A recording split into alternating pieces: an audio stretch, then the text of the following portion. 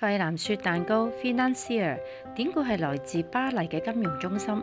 費南雪蛋糕係一種經典嘅法式杏仁小蛋糕，外層酥脆，內層濕軟，帶住一啲杏仁嘅甜味，係最受歡迎嘅法國小蛋糕之一。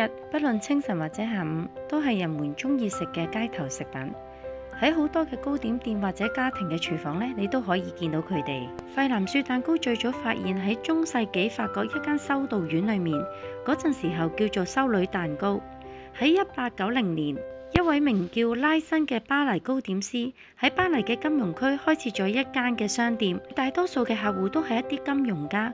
佢哋希望揾到啲簡單而唔會整污糟手指嘅零食。拉辛希望佢嘅蛋糕受到青睞，於是咧將修女蛋糕嘅圓形改為長方形，睇落去好似金條一樣，取名為費南雪去取悅佢嘅客戶。費南雪蛋糕係用黃油、杏仁粉同埋糖製成。